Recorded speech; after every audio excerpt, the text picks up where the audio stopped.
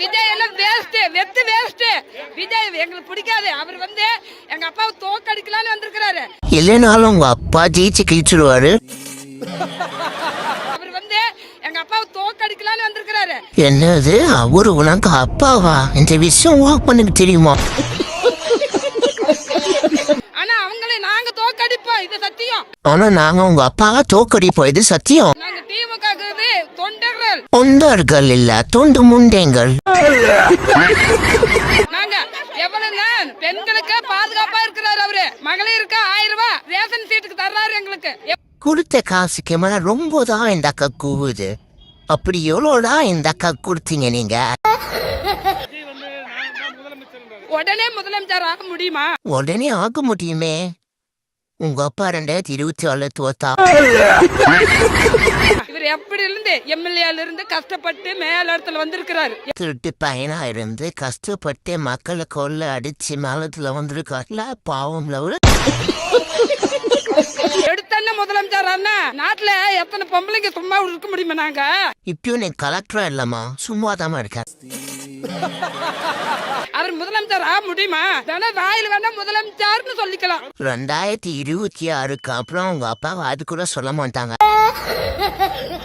கரூர்ல மக்களை சாவடிச்சுட்டு போயிட்டாரு. மக்களை 41 மக்களை சாவடிச்சவே விஜய் தான். விஜய் தான் சாவடிச்சாரு, விஜய் தான் கொண்டாரு. கள்ளக்குறிச்சியில உங்க தாத்தாவும் தான் சாவடிச்சாரு.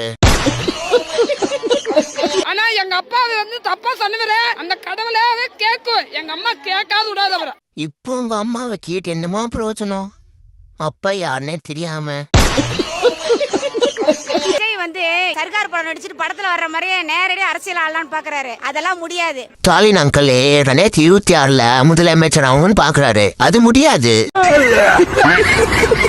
பாக்குற இடம் எல்லாம் கருப்பு சவுப்பு தான். பெண்கள் பாதுகாப்பு நேரடியா தெரியுது. தெரியுதாமா? அப்ப அவர் இடுப்புல தூக்கி வச்சுக்கோமா.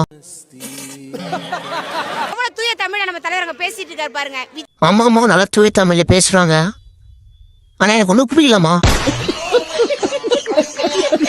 யாராவது ஒரு தூய தமிழ்ல பேசுறாங்க பாத்தீங்களா? அந்த டீசென்ட் கிடையாது. பார்த்தமா, பின்னாடி டீசென்டா இருக்கிறவங்க சிரிக்கிறாங்க பாருங்கம்மா. லட்சக்கணக்கான மக்கள் கிடையாது, கோடிக்கணக்கான மக்கள் எவ்வளவு டீசென்டா ட்ரீட் பண்றாங்க பாருங்க. பார்த்தமா, டீசென்டா கியூர் என்னோட வாங்கிட்டு இருக்காங்கம்மா.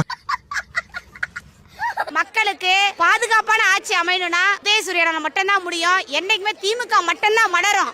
எவ்வளவு மறந்தாலும் பொங்கல் பரிசு உனக்கு 3000 தருவாங்கம்மா.